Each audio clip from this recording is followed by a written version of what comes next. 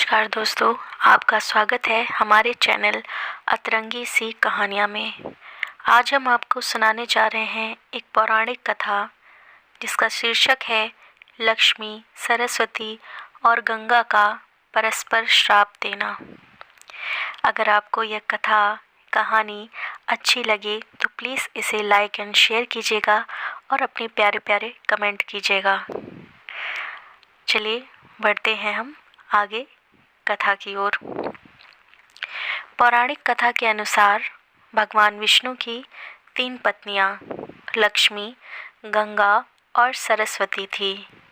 एक बार विष्णु जी ने गंगा के प्रति विशेष अनुराग और लगाव दिखाया, जिसके फलस्वरूप सरस्वती के मन में ईर्ष्या भाव उत्पन्न हो गया।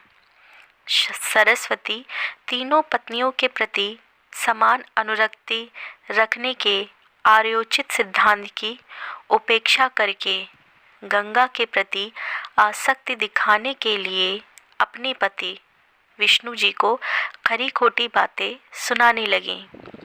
सरस्वती जी ने गंगा को भी आड़े हाथों लेकर दुर्वचन कहे।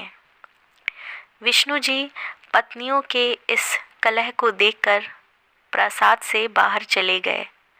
बिना कुछ कहे इस तरह पति के बाहर चले जाने से सरस्वती का क्रोध और भी भड़क उठा। उन्होंने गंगा के केश पकड़े और मारने को लपकी। लक्ष्मी ने बीच में आकर दोनों को शांत करने का प्रयास किया। इस पर सरस्वती ने लक्ष्मी को भी गंगा की सहायिका मानते हुए उनका अपमान किया और उन्हें बीच में आने के कारण वृक्ष हो जाने का शाप दे दिया।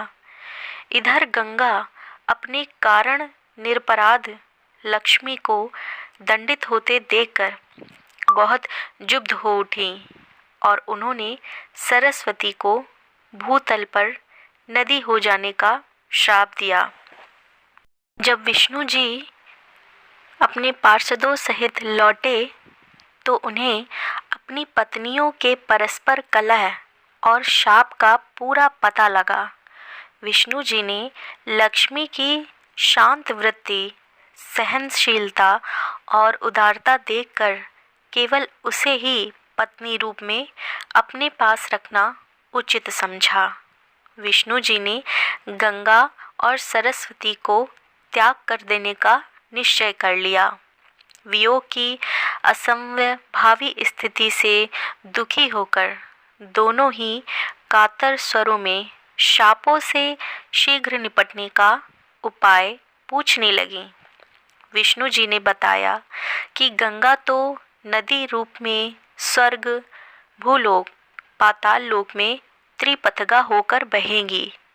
उनका स्थान शिव जटाओं में भी होगा। अंश रूप में वे स्वर्ग में मेरे सानिध्य में रहेंगी। सरस्वती प्रधान रूप से पृथ्वी तल पर रहेंगी और अंश रूप से मेरे पास।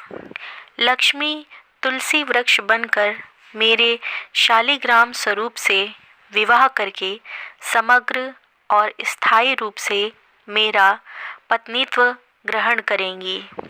दोनों देवियां शाप अनुसार नदी रूप में पृथ्वी पर आईं। पृथ्वी पर स्रोतों में जो जल दिखाई देता है उस जल का स्वामी सरस्वान कहलाता है और सरस्वान की पत्नी होने से सरस्वती सरस्वती कहलाईं। सरस्वती नदी तीर्थ रूपा है।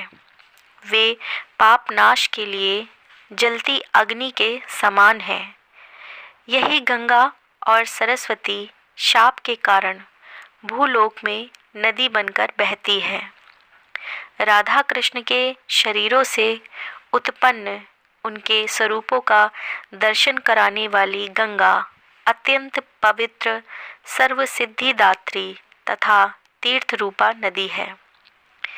भविष्य पुराणों में कहा गया है कि सरस्वती के शाप से भारतवर्ष में आई गंगा शाप की अवधि पूरी हो जाने पर यानी कलयुग की समाप्ति पर पुनः भगवान के पास वापस चली जाएंगी।